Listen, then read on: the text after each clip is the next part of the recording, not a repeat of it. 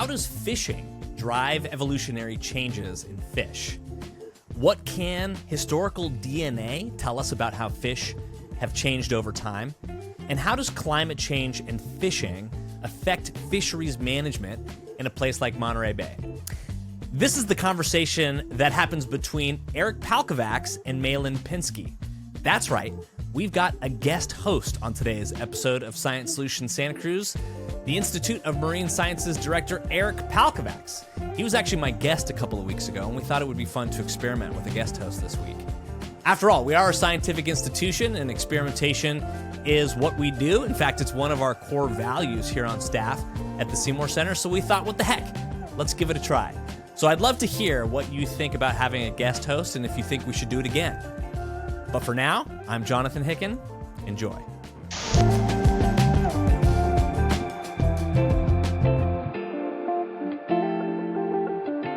All right, welcome to Science Solutions Santa Cruz. My name is Eric Palkovacs, and I'm Director of the Institute of Marine Science at UC Santa Cruz. And today, it's my pleasure to welcome Malin Pinsky. Malin is a professor in the Department of Ecology and Evolutionary Biology at UC Santa Cruz.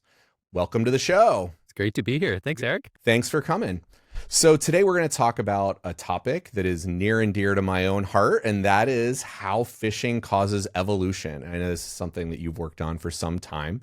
Before we go there, though, I want to ask a little bit about your personal history. I know you grew up in Maine, and I wanted to ask a little bit about whether your childhood in Maine influenced your interest in fishing and fisheries. Yeah, definitely. I spent a bunch of time in a fairly small town right on the coast of Maine where lobster fishing in particular was a huge part of the economy, and fishing for cod and other ground fish was kind of a fading memory. So fisheries were a really big part. I actually didn't think much about going into marine science when I was growing up, but I loved being by the ocean.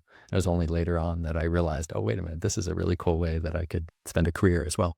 And when did you start to connect sort of your interest in evolutionary biology with your interest in fishing? Initially, I was actually just interested in sort of ecology and conservation biology. The evolution part for me actually came much later, but it was two key experiences. One, I had the really good fortune to be a research technician on a National Science Foundation vessel that went down to Antarctica. And there's this specific memory I have. We were going across the ocean down to Antarctica, and at one point, the water temperature dropped.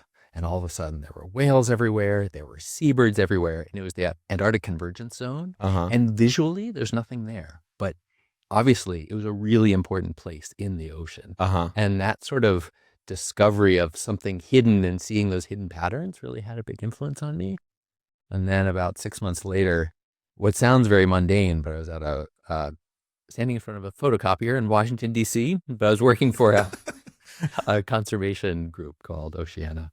And I was an intern, but my task was to photocopy a new report from about the state of ocean science and public policy related to the ocean in the U.S. And this report was pointing out the fact that our science and our public policies treat the ocean as this unlimited resource. And we've now realized that there are limits, but we don't have really the science to support that yet and how to make those decisions well. And that was like, oh, wait a minute, it's really cool. And there's a need for this science. And I got sucked in. Cool.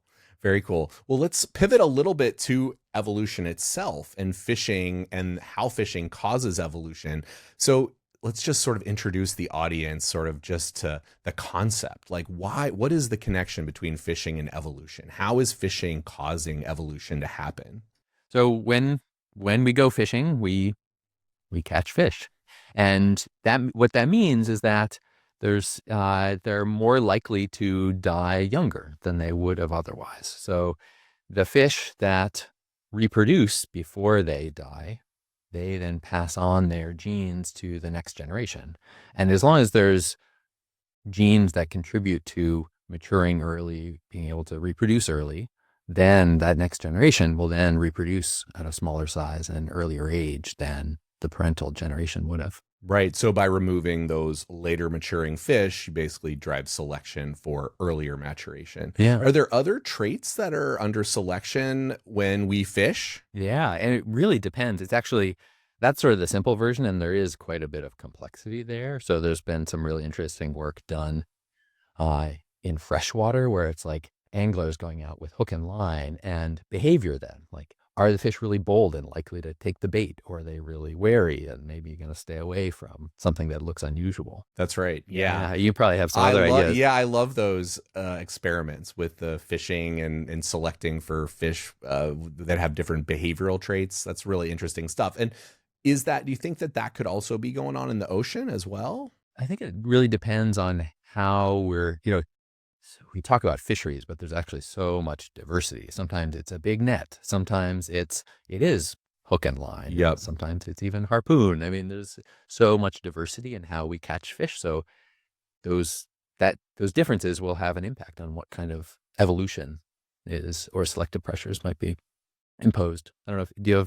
What are your thoughts? Well, so I think the behavioral responses are super interesting, right? Because we have passive fishing gear, we have active fishing gear. And so passive fishing gear, which is like gear that sits out there and the fish encounter the gear, select for certain traits like not moving around a lot. And active fishing gear, right, which is moving around, right, is selecting in a different direction. So different ways of fishing can actually select in different directions as well. And like size selective fisheries can selectively remove the largest, or some don't necessarily remove the largest, right? And so the pattern of fishing is interesting in that it does change the selective environment quite a bit.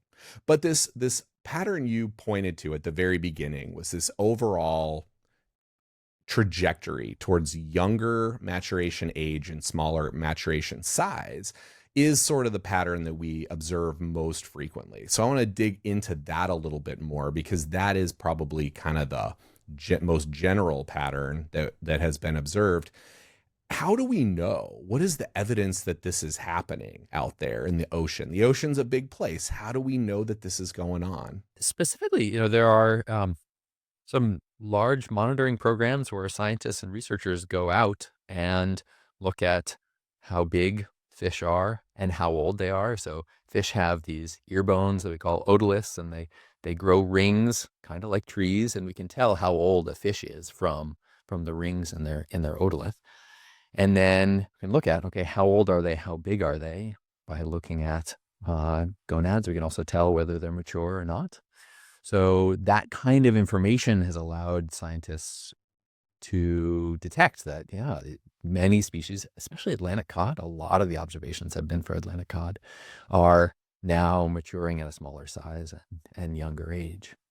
And a lot of that kind of science happens because countries like the US or Canada or Europe are trying to make sure that they catch a sustainable number of fish and don't go beyond that. Turns out that didn't work so well for many populations of Atlantic cod, but that's the goal.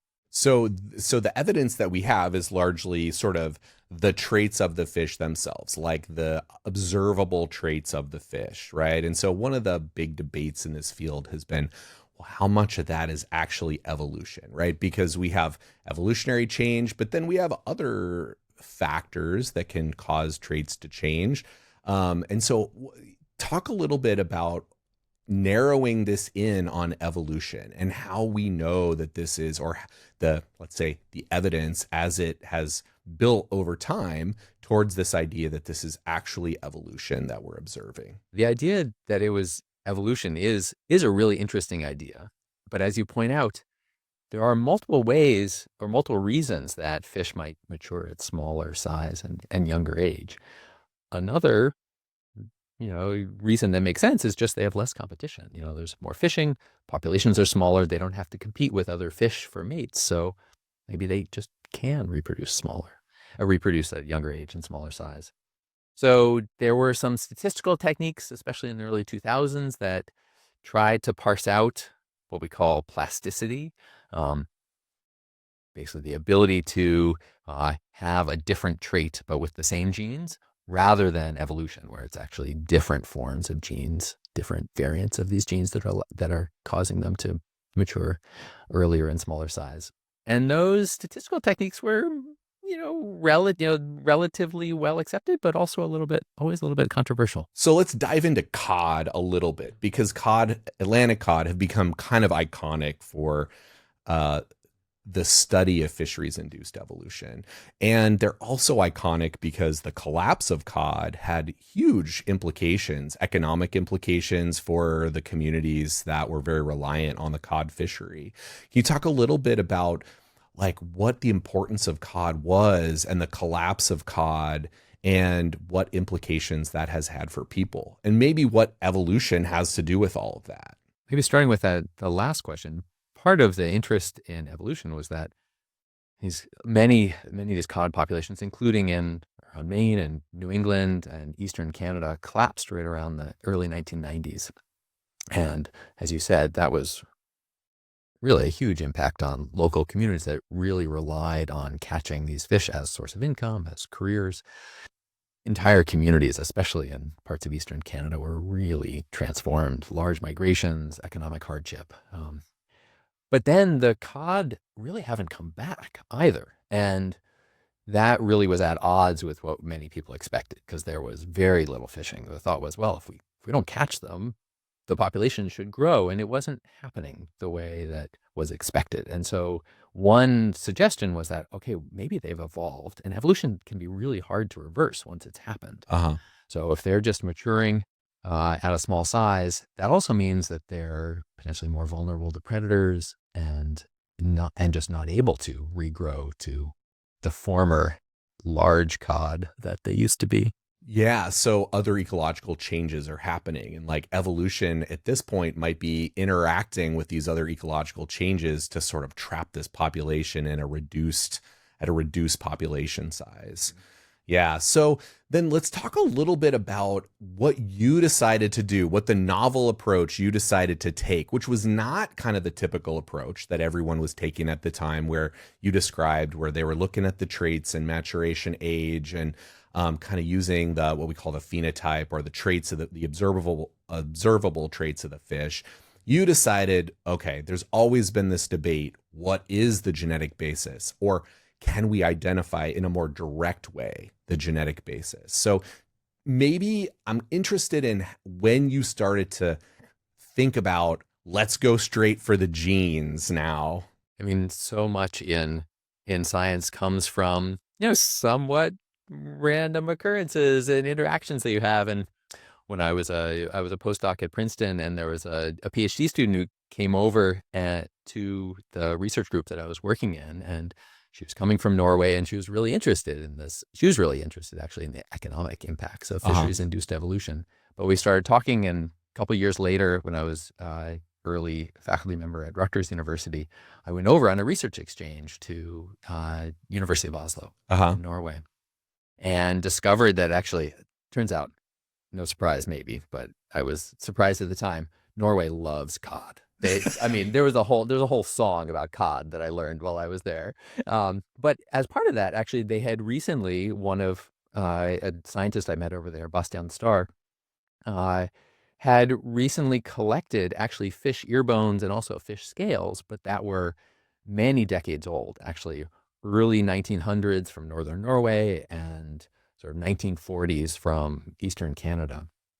And from those had extracted DNA and was doing whole genome DNA sequencing, which was really novel at the time.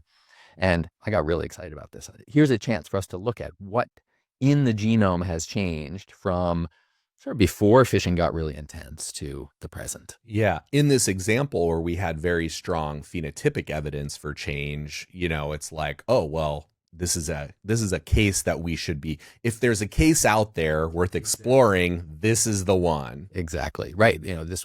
This cod had become, Atlantic cod at the time had become sort of a textbook example of rapid evolution caused by human activities. So it seemed, and the fact that there was still this debate, here was a chance to potentially answer that debate. So you take these old scales and you get DNA from these old scale samples, and then presumably you're comparing that to the DNA in modern specimens, right? And so what did you find when you did that?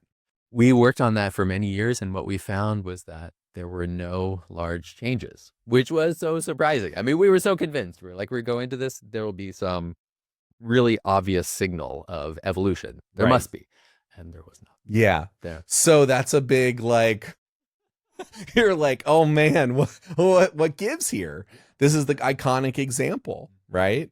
So did you just sort of did you just move on to other projects at that point, or was your tenacity and your curiosity just too much for you, and you kept digging deeper into this question? Well, I mean, we often say in science that lack of evidence is not evidence of a lack or evidence Right. of an absence. And Right. so, what we found could exclude some kinds of evolution, but there are other kinds of evolution that we could not exclude. Yeah. So specifically, it has to do with, if evolution was driven by many, many loci spread across the whole genome and each contributing just a tiny little bit, that can be really hard to detect with the kinds of techniques that we were using at the time. Yeah. So we sort of, we published a paper, we sort of talked about what we'd found, but we also said, well, there's this other possibility. And that just sort of sat in the back of our heads for a couple of years until another collaborator, Brendan Reed, who's a researcher in my group, said, actually,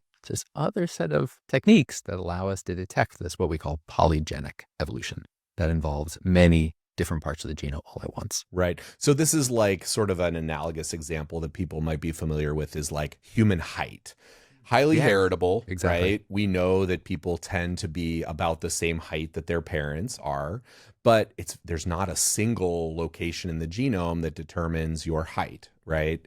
Although you are very likely to be a similar height to your parents, though that's caused by genetic variation spread across the entire genome. And maybe it's the same thing with cod. Maybe there's not just one locus or one place in the genome where that controls maturation age and size, but maybe it's little changes all across the entire genome. And because there are these small changes spread everywhere, it's like really hard to find them, right?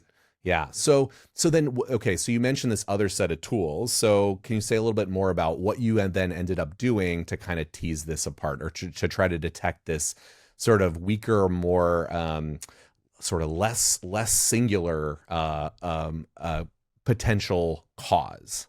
Yeah.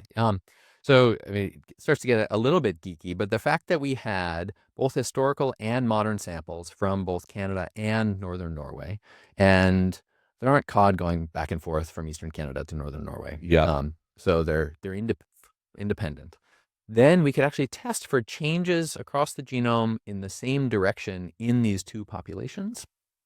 And that signal, you can test it genome-wide. We can test it for individual chromosomes as well within the genome. And what we found was that, yes, there's this signal across the whole genome that the genomic changes through time were headed in the same direction.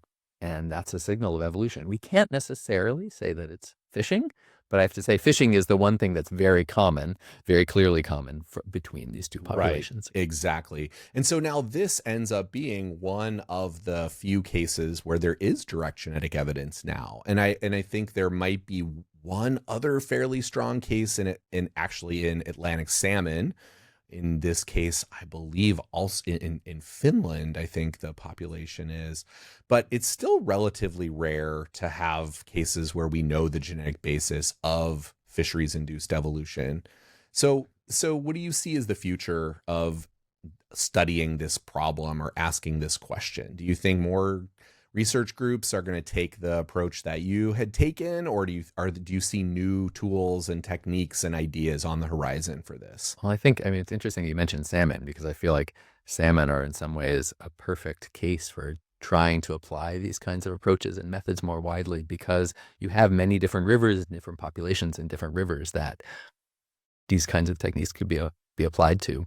And they are heavily fished in many cases. If that's an invitation to collaborate, I'll take it. Yeah. The other thing that I'm really interested in is, what does this mean for recovery? Because one of the key findings from our research, the fact that it was many small changes spread across the genome, also means that these populations have the genetic basis for maturing at larger size and later age. Still, they have the genetic material to do that. Yeah. It hasn't disappeared. Right. So what does recovery look like? How long does it take can fisheries management contribute to that? There's this really intriguing pattern that we saw when we were studying the Norwegian population in particular, where fishing pressure had been really reduced, populations had grown dramatically, and they were maturing at a later age and larger size than they used to before. So then, is that evolution back in the other way? Is it plasticity, as we were talking about earlier? I think that's a really interesting question.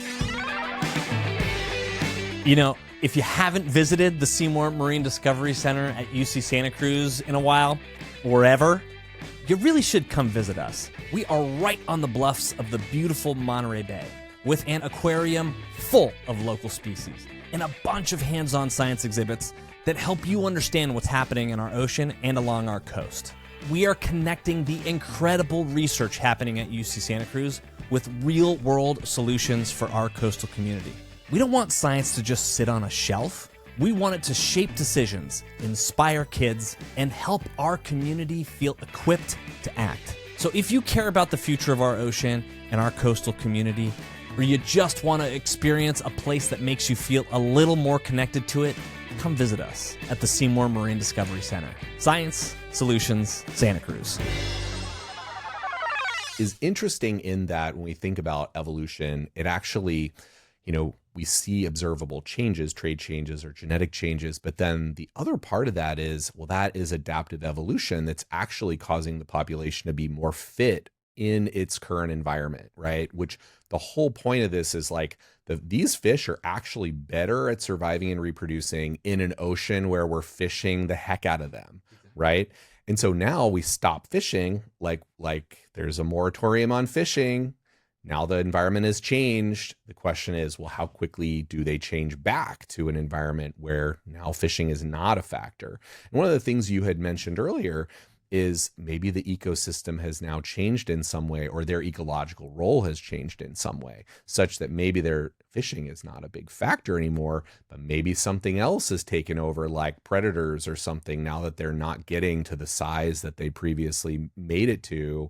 Maybe they have new predators that they didn't have before, right? And so this idea of recovery and how evolution impacts the trajectory of recovery has been one, and as you said in the beginning, maybe even the beginning of people's interest in this problem is that recovery didn't happen exactly the way that we expected it would. I'm going to pivot a minute because now you've got this set of tools, this genetic set of tools. You can get DNA from old samples. You now have a new toolbox, right? And now I presume I'm going to put myself in your head for a minute, and you're thinking about, now we can get DNA from old specimens. And now I know you've done some work with the so-called rum-soaked fishes. So I have to ask, what is up with the rum-soaked fishes? And how did you come across the rum-soaked fishes? Those are two questions, but they are related. What is up with the rum-soaked fishes is, in some ways it goes back to U.S. history. There was we had the Spanish-American War. Philippines briefly was a territory of the U.S. and the former version of the Smithsonian Institution sent this big research expedition to collect fishes from the Philippines to understand what was there. The Philippines at the time had lots of large sugarcane plantations, and they preserved the fish in what was readily available. So it was sugarcane alcohol. And for most museums, they actually then, even if fish are collected that way, they then put them in formaldehyde, formalin, which more or less destroys DNA. Turns out this collection was so big, it's one of the biggest in the world. And how big? What are we talking? How many specimens do you? Probably 75,000 plus glass jars of fishes. Whoa. So currently sitting, I think, in the suburbs of Washington, D.C., in like a storage facility for the Smithsonian. So big that they actually never moved this into formalin. So because of that, they've been sitting in alcohol for the last century, and that preserves DNA. So there's this amazing archive of fish genomes from 100 years ago. So the collection were done in sort of 1908, 1909. And did you did you know about this from an interest in the history, or how did this get on your radar? Yeah, so I'd been working in the Philippines for a number of years, interested in marine conservation and working with collaborators over there. And then a colleague here in the U.S., Kent Carpenter at Old Dominion University, was also a research associate at the Smithsonian and learned about this collection in collaboration with some of his colleagues like Dr. Jeff Williams.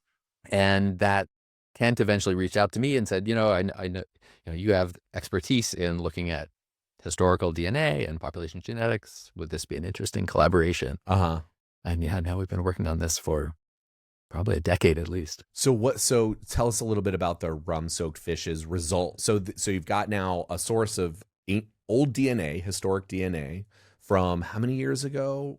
Yeah, so a little over a century, about 110 years ago. So the initial collections were in 1908, 1909. And then the newer collections over the last sort of 5 years or so. Okay. And so are these fished populations? Some of them are. Most species in the Philippines, most fishes in the Philippines are fished to some degree, some more intensively than others. We've built a collaboration with Dr. Nadia Palomar Abesamis and other Renee Abesamis, Dr. Muji Santos in the Philippines to now redo many of these collections and start to understand how their genomes have changed over the last century. And do you have any results from that work coming available yet? Yeah, so some of the initial work has been coming out. One of the things we're studying two coastal fishes. They're important for fisheries. They're called pony fish. The historical collection was from near Manila, the capital city of the Philippines. And so the contemporary collections were from there as well. And what we found were these large declines in genetic diversity that suggested there had been a very large decline in pony fish populations. This was two different species over the last 100 years. And that the decline from the genetics, we could also reconstruct when those declines had happened. And it looked like they had happened over the last century. So that's really started us and other researchers trying to think through, well, what were these marine ecosystems like 100 years ago, maybe 200 years ago? Because there are no real records, and maybe they're dramatically different than what we see now. So you can use the DNA to basically reconstruct demography in some way, right? And think about how population sizes have changed. Exactly. And then similar to the work on cod, for some of these species, we have also started to detect signals of strong selection on the fish genomes as well. And now our question is, okay, it looks like they've evolved. As you pointed out earlier, it probably means that they're evolving to survive more effectively in this new environment. Now the question is, what in this new environment have they evolved in response to? Right. Is it sedimentation? Is it pollution? Is it fishing? A lot has changed. Is it warming? The ocean has also warmed quite a bit in that part of the world. And warming, that's an interesting one, right? Because that's happening sort of on a global scale. And I know that's something you're also quite interested in. How do you think fishing and warming or global climate change in general, how are those things interacting, or how might they be interacting? What do we know about that? And how are you thinking about that interaction? I mean, one of the interesting things about warming and fishing is they both potentially favor earlier reproduction and smaller size reproduction. So you might end up with smaller fish from both factors.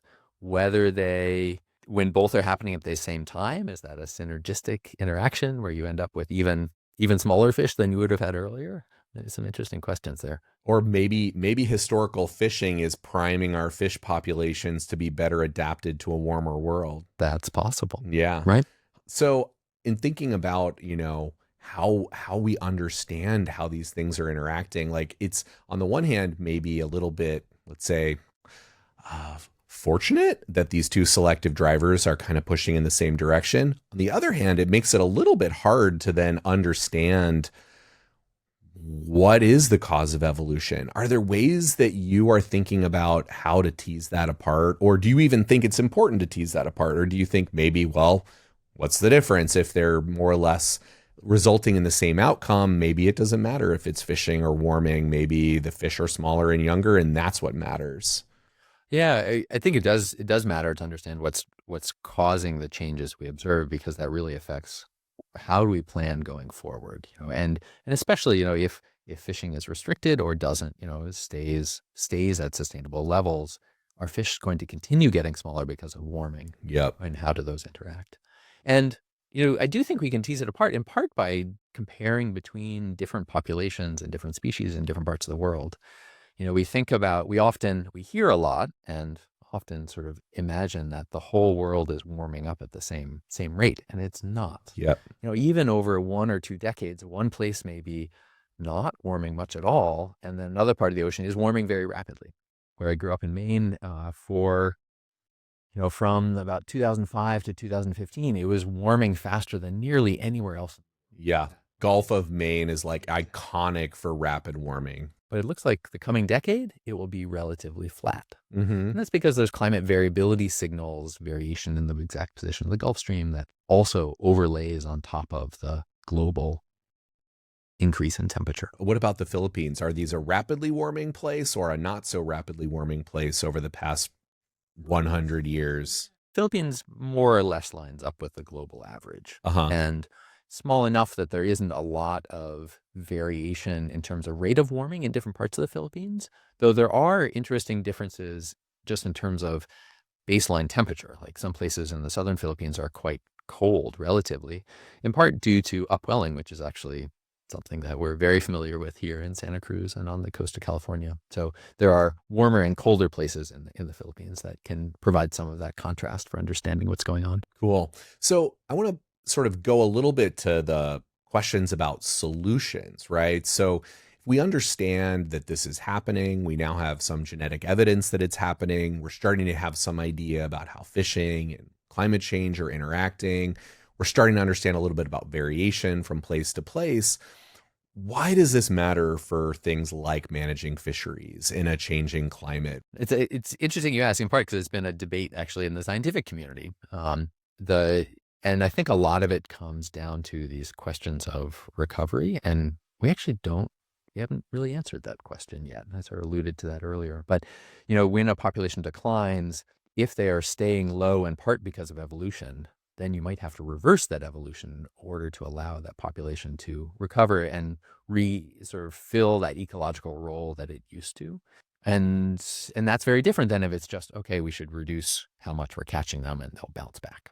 And so some ideas that have come up in fisheries management sort of more broadly are things like ecosystem-based fisheries management or using marine protected areas. How do those strategies interact with our thinking about evolution, or do they? They definitely can. Marine protected areas, by allowing, areas of the ocean where fish don't have that selection from fishing, potentially could be quite important. Be interesting to think through sort of how do you, for them to be important evolutionarily, you would need protected areas that are relatively large. Yep. So there are not a lot of fish babies float tens to hundreds of kilometers. They don't just stay locally. So maybe thinking about increasing the size of marine protected areas in order to provide this sort of benefit. Yeah. There are also some ideas about how we fish. So things like slot limits may be effective, where basically we don't catch really small fish, but we also don't catch really large fish. Yep. That's something that's used quite successfully for the lobster fishery in Maine. Yep. And that seems to have provided some climate resilience to that population as well. So there are some other techniques that may not rely on marine protected areas. One of the things that I've thought a little bit about is how can we use strategies that have been developed in other arenas to think about the effects of fishing and evolution, right? So agriculture has a very long history of thinking about evolution of pesticide resistance and such. And there have been some strategies developed in agriculture that are very analogous to the things you're talking about, like refuge crops, for example, which is essentially set aside a part of the crop that you don't spray pesticides, or you don't plant genetically modified pest resistant varieties, and then you let the pest just go to town on those. But the side effect is the strength of selection, you reduce the strength of selection for pesticide resistance. And I think about that as being very analogous to using marine protected areas, and thinking a little bit about, in medicine too. In medicine, we have the evolution of antibiotic resistance is very widespread, big problem. A lot of people have thought about that. Maybe there are strategies we can start to take from medicine or agriculture, areas that people have put a lot of resources into thinking about solutions, maybe could be applicable to fisheries. I think it's a really interesting idea. I agree. Well, so I want to talk a little bit about what you've got going on locally. We've talked about Maine, and we've talked about sort of the Atlantic, and then we've talked about your work in the Philippines, but you're also spinning up some new work in the Santa Cruz area. So let's talk a little bit about what you're thinking, what kind of scientific questions you're diving into here. Yeah, part of the I moved to Santa Cruz just 2.5 years ago, and part of the attraction to move out here, in addition to the incredible science and research that's going on at the university and wonderful colleagues, is the chance to do more local research. So I'm really interested. We've been talking about fisheries and evolution there being sort of a problem, but evolution can also be a solution, including and maybe even especially in the context of warming of the oceans. And can evolution actually help some species in the ocean cope with warming and get them through the rest of this century so that they can persist into the future for our kids and for the next generation? And one of the most important ecosystems here in Santa Cruz, and actually up and down all around coasts all over the world, are kelp forests. They support commercial fisheries. They support thousands of species. They're culturally important. Because kelp, actually giant kelp and bull kelp as well, they don't necessarily disperse all that far. Their offspring land relatively close to where their parents are. There's good evidence to suggest that they're locally adapted to warmer and colder parts of the ocean and other environmental differences up and down the coast. And so there may be strains of kelp that are in some ways pre-adapted to a warmer ocean. And then the question is, like the marine heat wave that hit the coast of California in 2014 to 2016, the quote unquote warm blob. Yep. Did kelp actually evolve because of that extreme event? And can processes like that help kelp survive going forward? So what techniques or what approaches are you taking to sort of answer those questions? Yeah, so far we're taking two approaches. One is a collaboration with the California Department of Fish and Wildlife to collect kelp up and down the coast of California. So we can look at spatial variation in genetic makeup and genetic variants in different populations. But similar to the Philippines and the Atlantic cod, we're also looking at historical samples. And some of those are coming from a collaborator. It's, again, sort of this interesting sequence of events. But Felipe Alberto works in Wisconsin, University of Wisconsin-Milwaukee. When he was a postdoc, he collaborated with faculty here, actually at UC Santa Cruz, Pete Ramundi. But his samples from when he was a postdoc actually are in Portugal. So okay. It's like this. We try to get stuff shipped from Portugal of kelp samples that were collected in the early, in around 2010. Back to Santa Cruz. Exactly. And then we're also collaborating with folks down at the Santa Barbara Channel long-term ecological research station or project that have been taking samples actually every month for the last 20 years. So this is not rum-soaked kelp. How do people preserve kelp? Usually dried. Okay. And that preserves the DNA pretty well? Well enough. Some of the vials we've been getting from Santa Barbara, they look nice. They're sort of powdered. They're tan or gray. Some are sort of black goop. Like they got wet and bacteria or other microbes got in there and have chewed up the DNA, and not so good. We've learned what makes a good sample and what doesn't. You can look at them now and sort of say, okay, worth it. Nope. Check this one out. Yep. So in terms of population structure from sort of contemporary populations, do you see a lot of population structure in kelp from a lot of genetic differences from one population to the next along the California coast? They are pretty substantial. I'm actually surprised how few there are, given what we understand about their biology. Part of it may be because kelp can also break off and float longer distances and therefore transport maybe hundreds of kilometers, even though their spores, which is how they disperse once they're released from the parental plant, it's just a few days. And the reason kelp, like just to sort of think about the ecological role of kelp a little bit, is like kelp's like a foundation species. Like kelp being there allows the rest of the kelp forest ecosystem to be there. So in some ways, no kelp, like the whole rest of the ecosystem cannot exist without the kelp. Yeah, it's sort of kelp. It's like it's the city, that then baby fish and lots of invertebrates then come and live in, and they shelter from predators. They find food. It's a really important structure that then allows everything else. It's kind of like coral reefs. We think of coral reefs far away as being so important for tropical ecosystems. Kelp provide that same structure here. And you mentioned maybe the idea that some local populations have been exposed to warmer temperatures historically, and so they may have some adaptations to warming that might become valuable in other places. Are you thinking towards, in terms of solutions, are you thinking towards maybe some sort of strategies to move adapted genes that are allowing thermal tolerance? Are you sort of thinking about, oh, maybe those might be helpful in places where that haven't experienced warming in the past, but they might get warm in the future? That's definitely an idea that's been floated, and the state of California is very interested at the moment in kelp restoration and how to do that responsibly. Yeah. So part of the question is, under what circumstances would it make sense to take kelp from a warm adapted population and move them to a place that will be warm in the future? And so what does that look like? I mean, what kind of rules currently exist that may currently prevent that or would need to change in order for that to be a viable or a strategy that people might want to attempt? Yeah, there are other folks who are more in depth on the regulations and how that, exactly what the regulations are, but I know it's quite difficult at the moment.